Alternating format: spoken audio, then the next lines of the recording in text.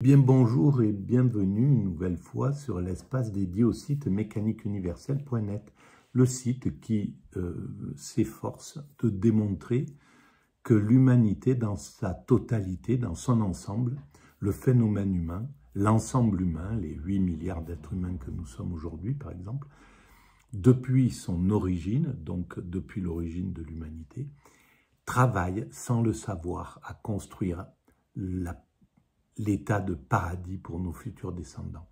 On va vers cet état de perfection indépassable. Et donc, jusqu'à présent, on évolue vers ce point,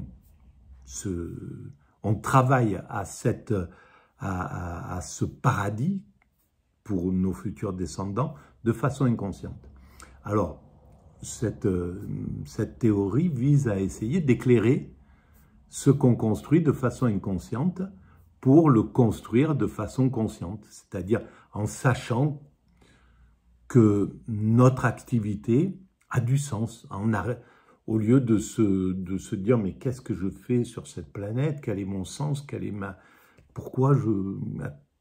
que c'est que vivre, pourquoi... Enfin, se poser des questions qui sont à peu près, pas insolubles, mais qui nous laissent comme ça dans une sorte d'angoisse, et bien comprendre que notre rôle est fondamental et le rôle de chaque être humain est fondamental pour cette œuvre que nous construisons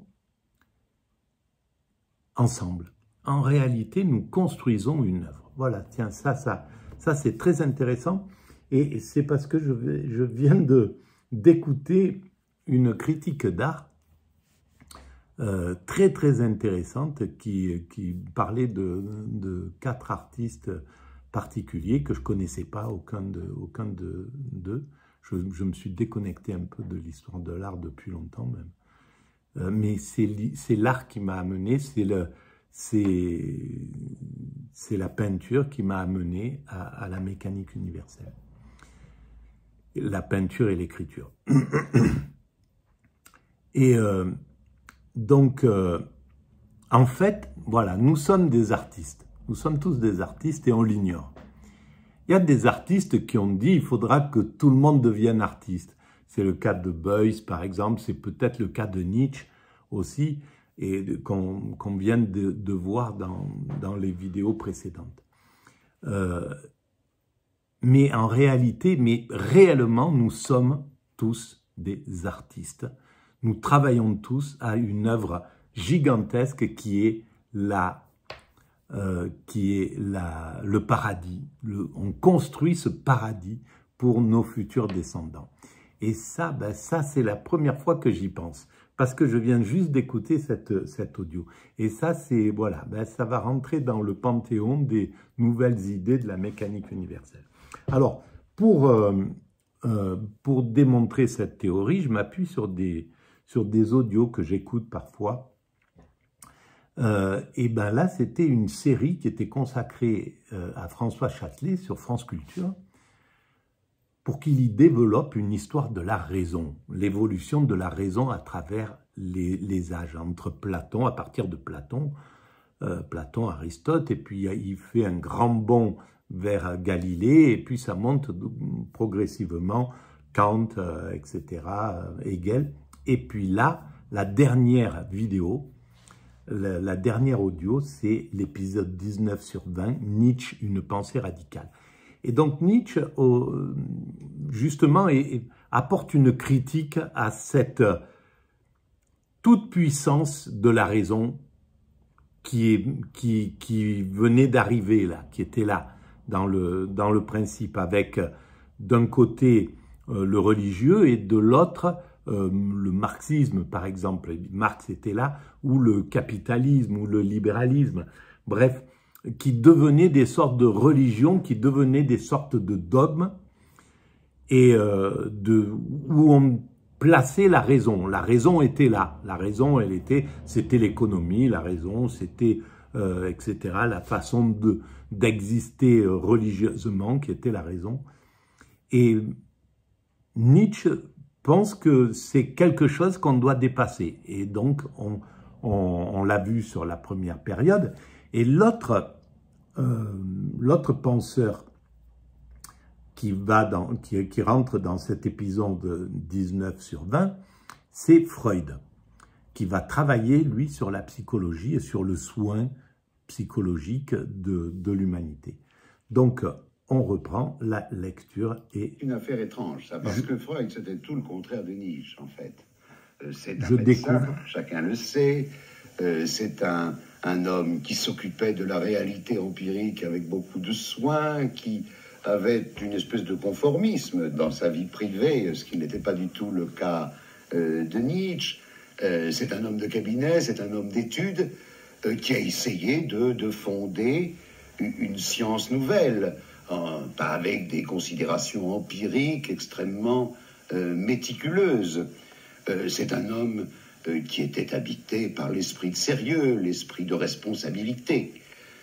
Mais il se trouve que le génie de Freud est allé au-delà de ce qu'était le personnage officiel, et que Freud a certainement modifié très profondément la représentation que nous pouvons avoir de l'homme, et qu'à cet égard, le philosophe ne peut pas ne pas tenir compte de Freud. Je laisse de côté la psychanalyse comme thérapeutique, je laisse de côté donc la fondation de cette école, de ce qu'elle est devenue. Je laisse de côté les polémiques actuelles autour du statut de la psychanalyse et de sa fonction et de sa validité.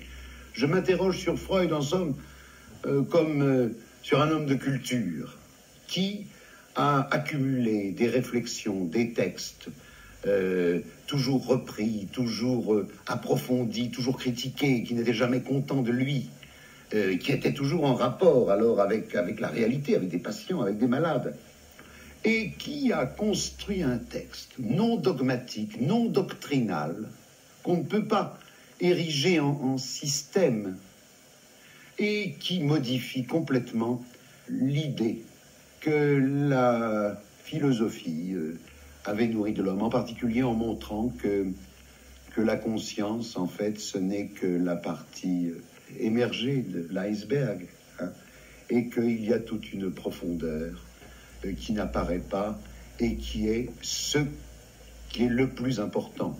Ce que Freud montre, c'est que l'homme, dans sa matérialité, est essentiellement pulsion, essentiellement désir, et que cette reine du monde, la raison, est en fait fille de la pulsion. Que cela qu'on a institué comme juge en dernier ressort est jugé par ce qu'il y a de plus profond et qui est, eh bien, qui est le principe de plaisir et son antagoniste ou son dérivé présent, qui est le principe de réalité. Oui, vrai. Alors, oui, la raison découle vraisemblablement, bien sûr, de la pulsion, du désir, puisque c'est en comprimant le désir, c'est en comprimant la pulsion que la raison est montée, à mon sens. C'est comme ça que je l'explique sur la mécanique universelle. C'est-à-dire que nous étions des primates naturels. Le primate naturel, lorsque nous étions des primates naturels, notre impulsion, notre désir devait se réaliser tout de suite, maintenant, là, sur l'instant. J'ai faim, il faut que je mange, etc. Voilà. Nos désirs étaient là et on ne voulait pas qu'ils soient brimés. Et en règle générale, c'est l'autre qui était notre limite. Je veux lui faucher quelque chose, il ne veut pas, il me donne un coup de dent, ou il y a une bagarre qui se fait, etc. Et puis, ça se règle comme ça. Et à un moment donné, l'humanité, en devenant cette humanité que nous sommes, eh bien, elle a mis des règles, des lois. Elle s'est interdit d'agir tout de suite, impulsivement, de suivre ses désirs de façon spontanée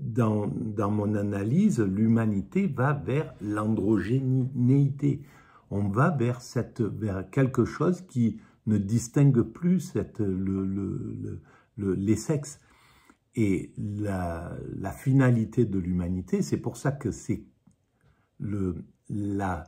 cet aboutissement, on va dire, cette apothéose de l'humanité qui a atteint sa perfection, ça concerne les siècles lointains, parce qu'il y a toute une modification qui se fait physiquement, intellectuellement, consciemment, etc. Il y a toute une évolution de la totalité humaine pour aller vers cela.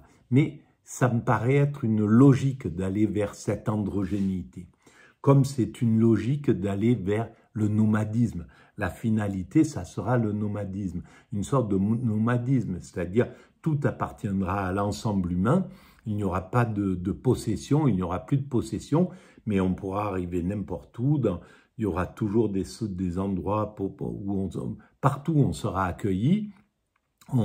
Voilà, c'est un système comme ça, un système qui n'a plus, le marché est aboli, enfin voilà, c'est un autre moment de l'humanité. Ça n'a plus rien à voir avec ce qu'on est en train de vivre et avec ce que l'humanité a vécu depuis qu'elle a inventé l'échange de perles avec voilà, les échanges, la valeur en somme. Pas des révolutions, hein, mais des déplacements. C'est-à-dire qu'il nous donne des points de vue qui brusquement nous oblige à fixer les yeux ailleurs, à regarder autrement. Et ça, c'est décisif. C'est aussi très important de dire ça, car il y a une part de l'œuvre de Freud qui est décisive, c'est l'art. Les œuvres d'art ont nourri très profondément sa réflexion. En fait, il y avait d'une part le rapport avec les malades, et d'autre part, le rapport avec la culture. Et entre les deux, il essayait de faire un joint, d'utiliser le rapport avec la culture pour mieux saisir le rapport avec les malades. Et chez Nietzsche, on a insisté sur l'aspect esthétique de son œuvre. Eh bien, c'est là une très grande nouveauté, je crois, dans la pensée actuelle. C'est le fait que bien souvent, plus que les sciences sociales, plus que l'histoire, plus que l'argumentation de type philosophique ou scientifique, les artistes sont en mesure, en passe, de nous faire découvrir des aspects du réel, de déplacer le regard, de nous empêcher de ronronner dans la répétition de ce que nous savons trop bien. Et ici, je ne peux pas m'empêcher de penser aux pages admirables écrites par Maurice Merleau-Ponty sur Cézanne, sur le peintre Cézanne. L'instant du monde que Cézanne voulait peindre et qui est depuis longtemps passé. Ses toiles continuent de nous le jeter, et sa montagne Sainte-Victoire se fait et se refait d'un bout à l'autre du monde, autrement, mais non moins énergiquement que dans la roche dure au-dessus d'Aix. Essence et existence, imaginaire et réel, visible et invisible, la peinture brouille toutes nos catégories en déployant son univers onirique d'essence charnelle, de ressemblance efficace, de signification muette.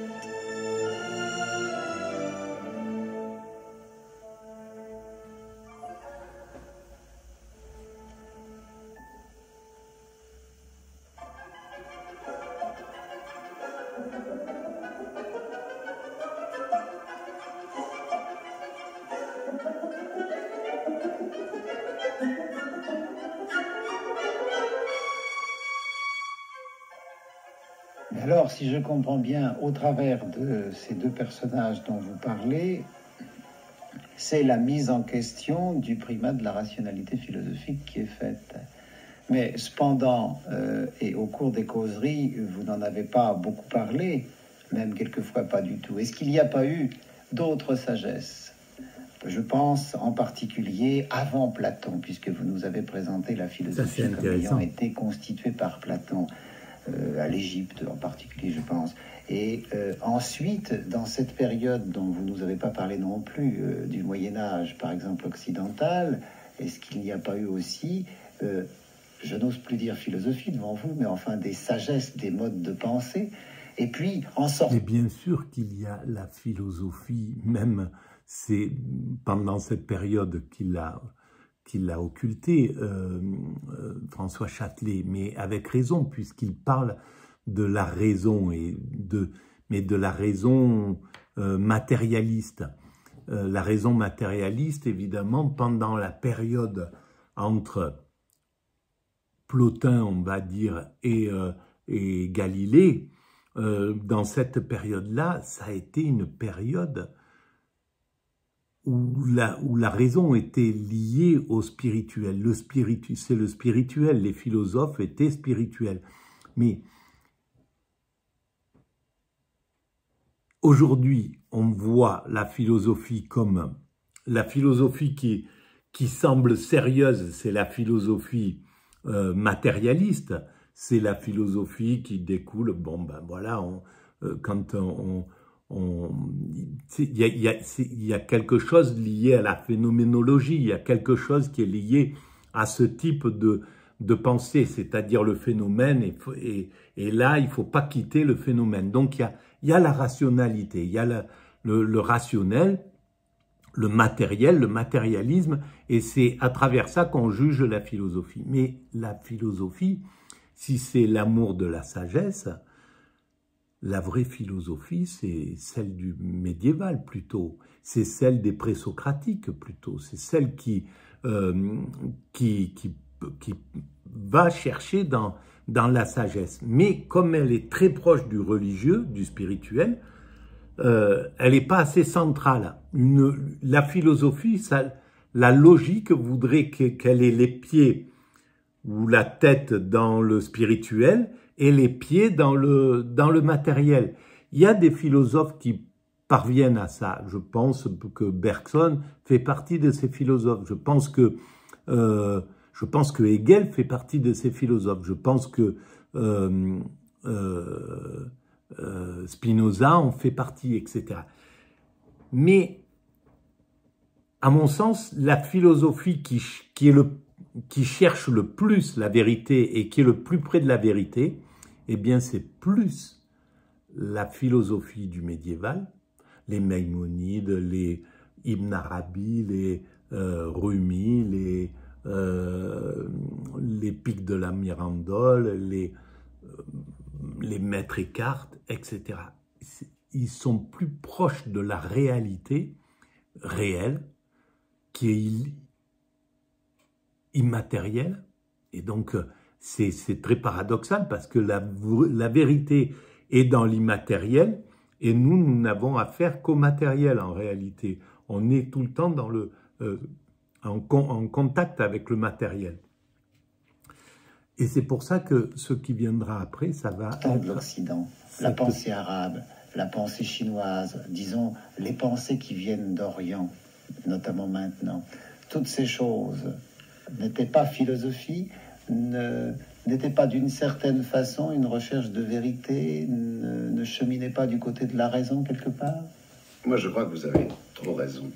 D'ailleurs, il me semble avoir pris mes précautions dans ce domaine. Il me semble avoir dit que c'était certes Platon qui inventait la raison stricto sensu ou la philosophie stricto sensu, mais qu'il n'était pas du tout nécessaire de confondre la philosophie et la pensée. Et il y a de la pensée non philosophique, qui est tout aussi bien de la pensée que la philosophie. Mais en tout cas, ce qu'il y a de certain, c'est que des ébranlements, ça dépend comme ceux produits par Nietzsche et par Freud, sont tels que nous nous rendons compte qu'il est nécessaire d'adopter par rapport à ce qui a triomphé dans notre monde un point de vue différentiel. Je m'explique. En analysant les grandes étapes de la rationalité philosophique de manière bien sûr non exhaustive, parce que par exemple l'impasse, comme on dit dans les jeux de cartes, que j'ai faite concernant la période médiévale aurait dû inclure par exemple saint Thomas, qui est un penseur tout à fait rationaliste. Cet ébranlement nous incline à Saint-Augustin adopter face à cette rationalité philosophique triomphante un point de vue de réflexion, de contestation, qui est une mise en question de l'extérieur. Mais pour que l'on en vienne là, il fallait qu'il y ait non seulement ces ébranlements intellectuels, dus entre autres aux artistes, mais aussi que la réalité produite par cette rationalité philosophique manifeste ces crises. C'est pourquoi je crois avoir eu raison, malgré tout, d'insister tellement sur la réussite du système hegelien et sur sa liaison avec l'État moderne. Je crois que là, nous touchons du doigt quelque chose d'important. Hegel montre en quelque sorte comment ce type de raison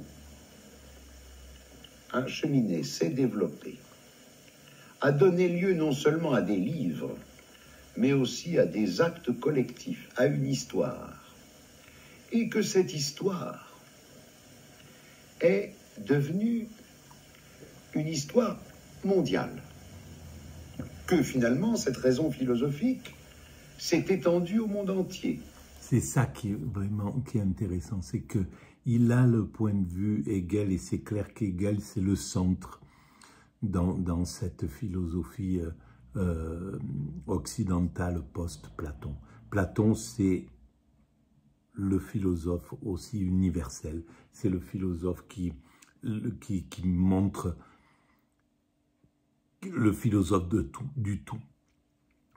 Hegel, c'est le philosophe du tout. Et en dehors de ces philosophes-là, ils sont rares les philosophes qui pensent la totalité comme ça. Parce qu'ils pensent l'évolution de la raison elle-même, mais aussi toute l'histoire de la raison, et l'universel. Et en fait, c'est ça qui explique le monde. C'est la seule chose qui explique réellement notre présence, notre sens. C'est l'universel, c'est ce côté universel qui l'explique. Sous la forme de l'industrie, par exemple. D'une industrie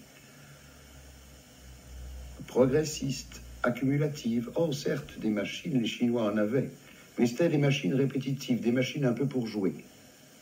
Là, c'est des machines de transformation de fond en comble du monde, de la réalité naturelle. Et voici que cette rationalité recouvre le monde entier et le constitue, le forge. Voilà, alors c'est tout à fait juste, c'est ça, on a modifié le monde, on modifie le monde, il y a quelque chose qui est complètement curieux dans notre offensivité vis-à-vis de cette planète, de notre existence, même le fait de sortir de la planète, d'aller vers l'extérieur, dans cet expansionnisme, dans cette vision de totalité, il y a quelque chose d'inouï là-dedans. Mais ce travail n'est pas la finalité. La finalité, c'est l'extase. Et l'extase n'a pas besoin de technique, n'a pas besoin de matérialité. Au contraire, tout ça, c'est un handicap. Pour être heureux, on le sait de toute manière, nous-mêmes, tout individu sait que les objets, la profusion d'objets, les choses, c'est pas ça qui nous rend heureux, c'est même un problème. On rêve tous de vivre dans un endroit zen où il n'y a rien, voilà, des choses dans la tranquillité, en faisant le minimum de choses, en ayant le moins de soucis possible, pas de problème de papier, de choses, etc. Donc il n'y a pas de raison que ça soit pas ça qui s'impose. Et si c'est ça qui s'impose, eh ben, la matérialité telle qu'on la conçoit, le progrès, tout ce que ça nous a permis d'atteindre l'extase, mais c'était que le matériel de transformation d'un primate naturel en un humain abouti. C'est que les outils. Et les outils, une fois qu'on a fini la baraque, on les met dans un coin, on les vend, on en fait ce qu'on veut, on les enterre, mais on ne veut plus les voir. C'est ce qui arrivera à l'humanité à la fin. Et en même temps, cette espèce de réussite de la rationalité porte en elle-même sa propre crise, ses ébranlements. Et les remarques théoriques des Nietzsche, des Freud, et aussi de multiples artistes, écrivains, politiques, etc., oui, nous renforcent dans notre idée qu'il nous faut nous interroger cette fois avec beaucoup plus de sérieux. Et nous découvrons ce qu'est, j'allais dire l'erreur, mais puisque j'ai parlé de Nietzsche, je vais oser dire le mensonge fondamental de Hegel, c'est d'affirmer qu'il était nécessaire qu'il en soit ainsi. Ce que Nietzsche en particulier... Non, alors je ne le laisserai pas dire que c'est un mensonge. Il était nécessaire qu'il en soit ainsi. La vie ne pouvait pas ne pas se passer comme elle s'est passée. Tout ce qui a été réalisé dans la vie, le bien comme le mal, le pire comme le meilleur, ne pouvait pas ne pas se faire puisque ça s'est fait. On ne peut pas revenir en arrière, par exemple. Donc, nous sommes le résultat de cette totalité de construction. L'humanité est ce qu'elle est aujourd'hui parce que les choses se sont réalisées ainsi. Donc, il n'y a pas de mensonge. Il avait 100% raison. Ça nous écorche parce que nous avons connu Auschwitz, parce que nous avons connu le 14-18, parce que nous avons connu des horreurs dans cette humanité. Mais tout ce qui s'est fait ne pouvait pas ne pas se faire. C'est normal de penser qu'il aurait fallu que ça ne se fasse pas, d'imaginer que ça aurait été mieux que ça ne se passe pas, qu'il ne fallait pas que ça se fasse, etc., etc. Mais la réalité, elle est tout autre. Nous signalons, c'est que derrière ce triomphe, il y avait une volonté de conquête, une volonté de réduction, une volonté de domination, une volonté d'appropriation. Et que, à la lumière des crises traversées par le monde... Alors, par contre, qu'on en vienne à dire que ce qu'a fait l'Occident, c'était critiquable, c'était punissable, etc. Et que l'humanité, maintenant, elle commence d'ailleurs à le faire, doit demander des comptes à l'Occident, demande des restitutions d'œuvres, demande des compensations, demande des excuses, demande tout ça, c'est fondamental pour cette rationalité qui a massacré le spirituel, qui a détruit des pays, des nations, des connaissances, inouïes. Les génocides de l'Occident en Amérique ou avec les aborigènes ou ailleurs, c'est une catastrophe, c'est quelque chose, il y a des destructions inouïes. Et il faudra s'excuser, il faudra que l'Occident fasse son mea culpa et montre qu'elle a compris que son comportement était injuste, etc., et qu'il était criminel. Mais ça n'empêche pas que le monde ne pouvait pas ne pas se faire comme ça. Après, une fois que tout sera digéré, on comprendra la logique de tout ça. Mais le pardon viendra derrière. Mais il faut passer par une période où on doit s'expliquer sur ce qu'on a fait. Après, c'est autre chose. Et donc, Hegel a raison de dire le monde ne pouvait pas se faire autrement. Les deux guerres mondiales, les monstruosités de ces guerres et de leurs conséquences politiques, s'interroger sur le principe et considérer qu'il n'y a aucune nécessité qu'il continue d'en être ainsi. Ah ben c'est sûr, parce que, ah oui, alors si Hegel pense que il est nécessaire que ça continue d'être ainsi, mais je ne pense pas qu'il puisse dire il faut que ça continue d'être aussi chaotique, aussi violent, aussi criminel, etc. Non, ça continuera parce que le passage de cette façon d'évoluer inconsciente qui inclut la guerre, la violence, Auschwitz, etc., 14-18, ce qu'on vit actuellement, etc., c'est la conséquence de notre évolution inconsciente, mais je ne pense pas qu'Hegel puisse dire il faut que ça continue ce genre de choses. Non, c'est le monde continuera à évoluer avec ces dimensions à l'intérieur sur lesquelles on doit combattre, que l'on doit combattre. Le mal, on doit le combattre à bloc et sans s'arrêter. Mais il sera encore là, et il sera encore là jusqu'au moment où on l'aura fait disparaître et où l'humanité aura atteint son ultime perfection. En d'autres termes, cette victoire de cette rationalité philosophique que j'ai décrite dans les sciences et aussi dans la réalité sociale est porteuse de sa mise en question. Et c'est cela que Nietzsche, à sa manière, Freud d'une autre manière, ils ont raison, bien sûr, vont découvrir. Et du coup, nous portons nos regards ailleurs, sur d'autres types de cultures qui n'ont pas pensé de la même manière.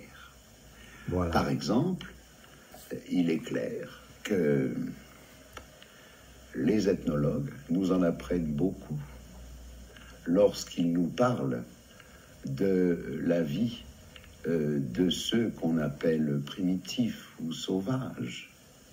Car la manière dont ils existent, dont ils ont existé, dont ils ont été massacrés par les conquérants blancs, nous permet de porter un point de vue différentiel sur notre propre civilisation. Et cela, c'est ce que la philosophie d'aujourd'hui ne peut pas éliminer. J'ai essayé de montrer comment, au XVIIe siècle, la philosophie ne pouvait pas éliminer la science.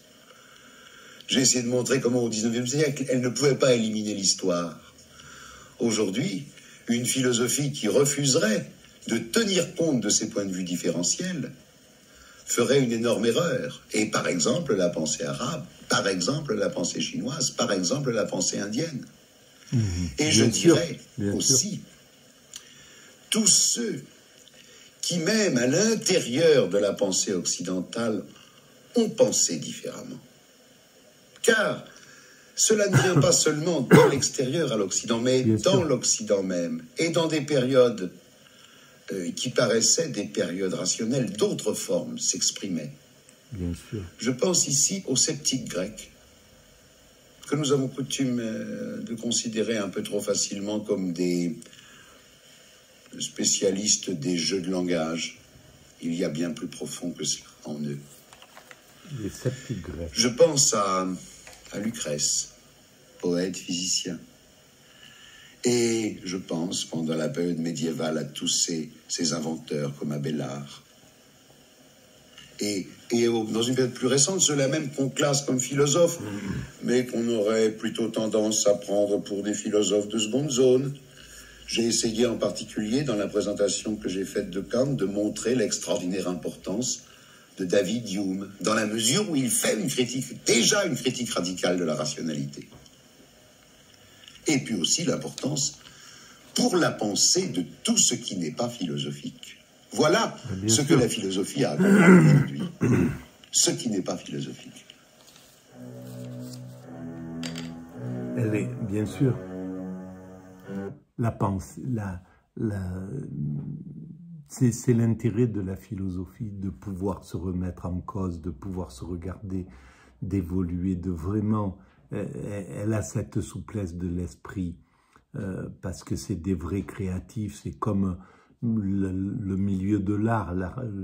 L'art ne cesse de critiquer ce qui vient d'être fait. de le remettre en question, etc. Et d'essayer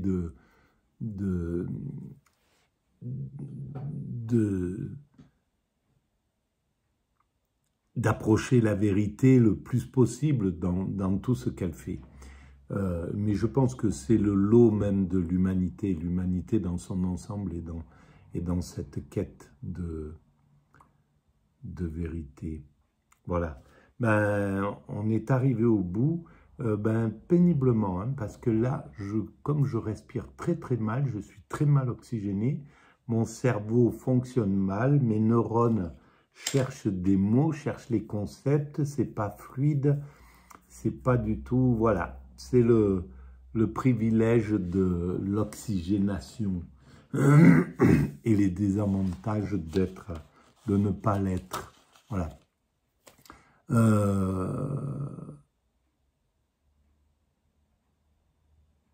Si vous pensez que ça a un peu d'intérêt, ce travail, vous pouvez mettre des pouces, vous pouvez vous abonner et vous pouvez envoyer le lien à vos amis.